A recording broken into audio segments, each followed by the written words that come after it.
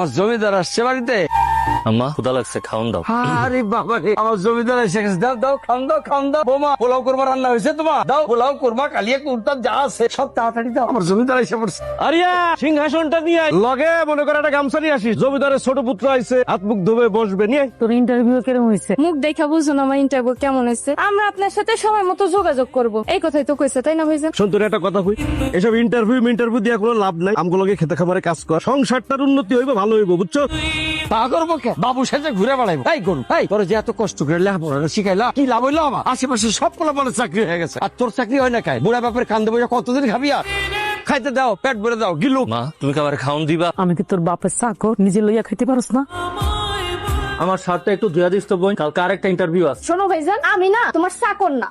কালকে সকালে কলেজের একটা পিকনিক আছে, 3000 টাকা চাঁদা ধরছে। বড় ভাইজানে কইছে 2000 টাকা দেবো, আর 1000 টাকা তুমি জোগাড় করে দিতে পারবা? আবার কই শার্ট ধুয়ে দিতে। আম্মা এই ডাল ছাড়া কি আর কোনো তরকারি নাই? আর কিছু রান্ধো নাই? তোর কপালে যে ভাত ঢুকছে, এটাই আল্লাহর কাছে শুকরিয়া কর। মা তোমরা সবাই মিলে আমার সাথে যে ব্যবহার শুরু করছো, আমার কি মনে হয় জানো? আমি তোমাকে নিজের পোলা না, আমি তোমাকে সব পোলা।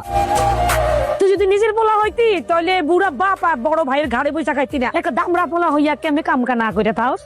এই তুই বসে বসে খাইতে লজ্জা করে না? লজ্জা করবো কে? খেতে খামারে যদি কামে যায়, তাহলে আপনার সুন্দর পোলার গায়ের রং ময়লা হয়ে যাবো না? আর গায়ের রং ময়লা হয়ে গেলে তো সে চাকরি বরাত পাইবো না। এই জন্য স্কিনটারে সুন্দর রাখে। দুই চোখ যেদিকে দেখোস যাস না কেন? বাড়িয়ে যা বাড়ির থেকে, তাইলে একটা আপদ বিদায় হইব।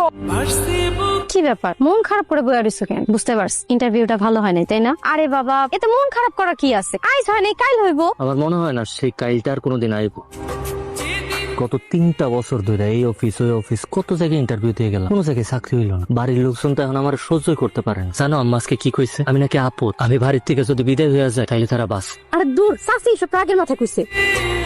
তুমি কিন্তু হাল ছাইরো না, আর কেউ থাকুক না থাকুক, আমি কিন্তু তোমার পাশেই আছি। আমার বিশ্বাস একদিন তোমার ভালো একটা চাকরি হইব। এই না আবার আনছো? আবার তো আবার কি? ইন্টারভিউ দিতে গেলে একটু ফিট ফাট হয়ে যাইতো। তা তোমার বাইরে আর কতদিন পুষবা? তার তো কোনো কাম কাজে মন নাই। যেদিন ইন্টারভিউ না থাকে সেদিন তো তোমাকে লোকে খেতে যাইতে পারে, তাহলে তো একটা কামলার টাকা বাচ্চা যায়। আচ্ছা, এটা কি আমি কই না? প্রত্যেক দিনই তারে কইতাছি, কে শোনে কার কথা? ওর যেহেতু চাকরি দরকার, তাহলে একটা গার্মেন্টসেও তো চাকরি নিতে পারে। কি কইলা তুমি? তাই করবো গার্মেন্টস এর চাকরি? ওরে বাবা রে বাবা বাবা, সে হইব অফিসার। বোঝো না ব্যাপারটা? এসব অফিসার গিরি করতে করতে দেখবা কোন দিন কে কান পড়া দিছে, পরে বাপের জমি এসে ভাগ চাইবো। কি রে ভাত খাইছো? তুই খাইছস? কালকে সকালে তোমার ইন্টারভিউ। খালি ডাল দিয়ে যে হাড়ির তলানি ভাত খাইবা না, ওটা আমি ভালো করে জানি। আচ্ছা, জান্নাত আপুর কাছ থেকে তুমি নয়া শার্ট প্যান্ট আনবা, এটা আমার আগে করলি তো পারতা। আমি কষ্ট করে তোমার পুরান শার্ট ধুইতাম না? পানি চকটা দে তো।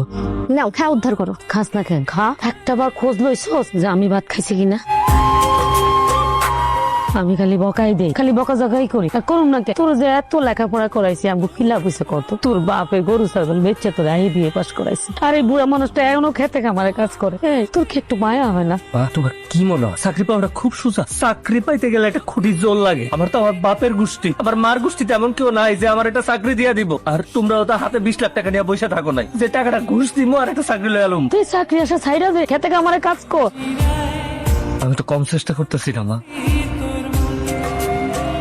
তুই একটা কাজ কর, যে একটা মাই আছে না, পুরো এই ঢেইটা উপহার দে, দেখা করস, কথা কস, এই মেয়েটারে বিয়া করে ঘর জামাই চলে যা। মাইয়েরা নিশ্চয় বড় লোক, আর হেগো পরিবারে চাকরি দেন লোকও আছে, চলে যা।